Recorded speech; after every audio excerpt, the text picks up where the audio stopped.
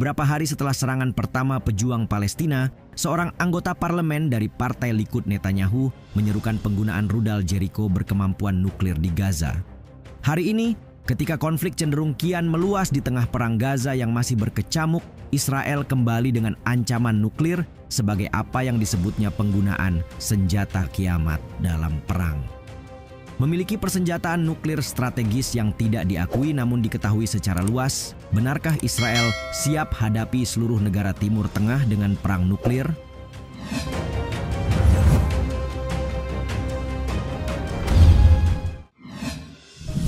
Israel bisa kerahkan senjata kiamat. Konflik yang melibatkan Israel dan Hizbullah memasuki babak baru ketika ancaman yang dilontarkan secara bergantian meningkat dari waktu ke waktu. Terbaru, pihak Israel memperingatkan akan kemampuan penggunaan senjata kiamat setelah Iran mengancam negara ini dengan perang yang melenyapkan. Peringatan itu datang dari Ketua Dewan Pekerja Industri Dirgantara Israel, Yair Katz, dalam sebuah acara di kota Yehud Monoson pada 29 Juni lalu.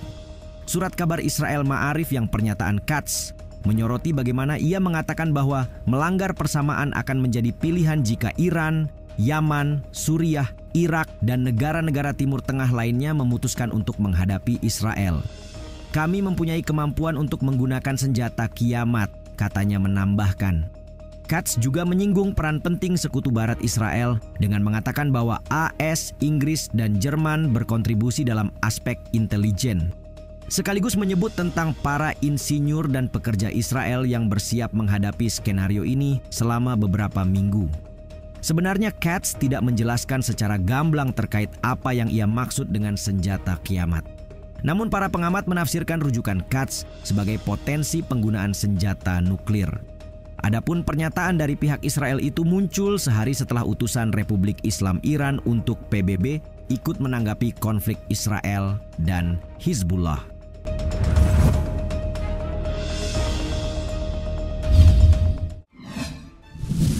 Opsi penggunaan senjata nuklir. Meski mengejutkan, ancaman penggunaan nuklir dalam perang oleh Israel seharusnya tidak lagi asing, sebab opsi seperti ini bukanlah sesuatu yang baru. Pada November lalu, pernyataan kontroversi datang dari Menteri Warisan di pemerintahan Benjamin Netanyahu, Amichai Eliyahu, yang menyerukan penggunaan bom nuklir dalam perang di jalur Gaza. Saat itu, Eliyahu ditanya soal opsi nuklir hipotesis sebagai bagian dari serangan militer Israel yang sedang berlangsung di jalur Gaza. Ketika ditanya apakah serangan nuklir terhadap Gaza merupakan suatu pilihan, Eliyahu pun menjawab bahwa itu salah satu cara. Menurut laporan surat kabar Haaretz, Eliyahu membuat komentar tersebut selama wawancara bersama Radio Kol Brama. Ia menyatakan bahwa tidak ada non-kombatan di Gaza, sementara memberikan bantuan kemanusiaan ke kawasan tersebut adalah apa yang ia sebut sebagai sebuah kegagalan. Pernyataan Eliyahu lantas menuai kritik tak terkecuali dari Perdana Menteri Benjamin Netanyahu, disusul oleh pernyataan pemimpin oposisi Yair Lapid yang meminta agar Netanyahu memecat Eliyahu. Menanggapi itu, Eliyahu menulis di X bahwa pernyataan tentang atom hanyalah metafora. Namun ia melanjutkan bahwa respons yang kuat dan tidak proporsional terhadap terorisme jelas diperlukan. Di sisi lain, reaksi keras juga datang dari otoritas Palestina yang menyebut jawaban Eliyahu sebagai pernyataan menghasut.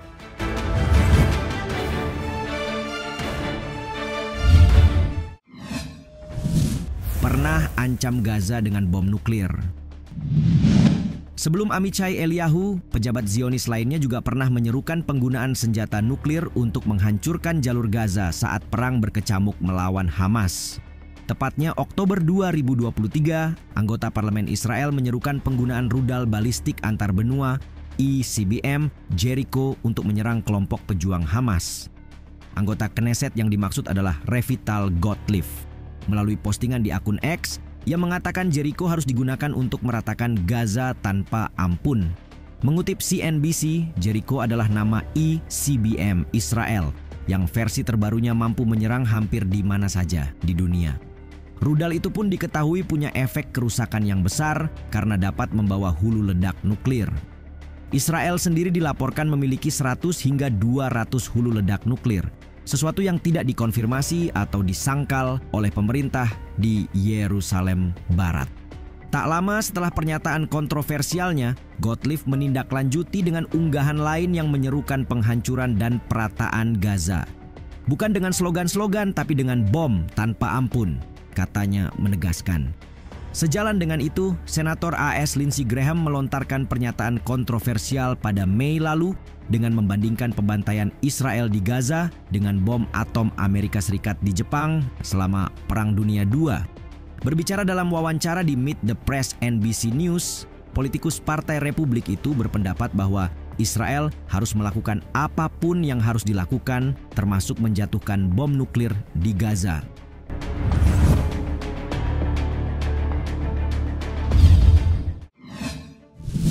Bagaimana Israel memiliki kekuatan nuklir?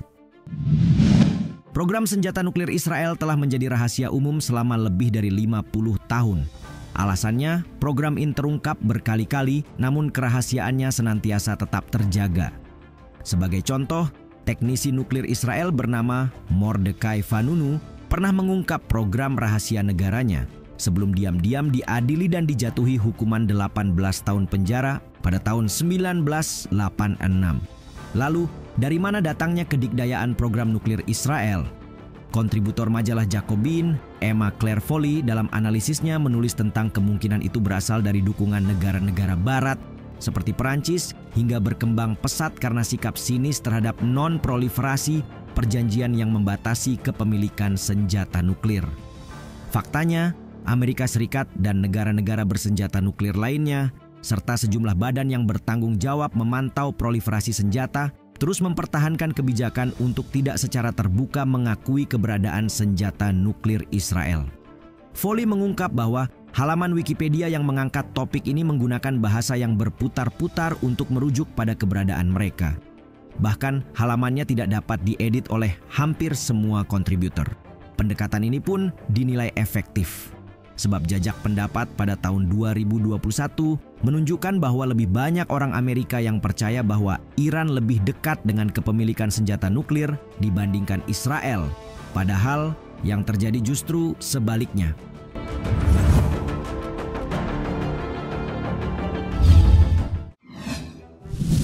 Alasan ancaman eksistensial. Kepemilikan senjata nuklir oleh Israel sebagian besar dianggap tidak relevan dengan perang yang sedang berlangsung di Gaza. Hal inilah yang kemudian menempatkan alasan ancaman eksistensial berada di balik eksisnya kekuatan nuklir Israel. Selain kemampuan konvensional luar biasa yang memberikan keunggulan di medan perang, kepemilikan senjata nuklir nyatanya memperkuat pandangan dunia yang mendasari perhitungan politik Israel. Karena itu, masuk akal jika nuklir Israel sebagai kekuatan tak terbatas dijadikan sarana menanggapi ancaman musuh. Rusia dan Amerika Serikat misalnya, dua negara yang memiliki senjata nuklir paling banyak ini tetap berada dalam prinsip bahwa senjata pemusnah massal adalah satu-satunya perlindungan terhadap ancaman yang ada. Keduanya pun secara konsisten mengabaikan peluang untuk mengurangi risiko yang ditimbulkan oleh senjata nuklir di masa depan. Namun dengan cara inilah, baik Rusia maupun Amerika telah menjadi presiden yang kuat bagi setiap negara di dunia untuk menjunjung senjata nuklir sebagai satu-satunya penjamin keamanan yang sesungguhnya. Sampai pada akhirnya, sikap ini bakal mendorong proliferasi nuklir. Begitupun Israel sebagai negara dengan kekuatan nuklir yang tidak diumumkan, bisa menjadi contoh bagi negara-negara lain yang berpikir untuk menggunakan nuklir.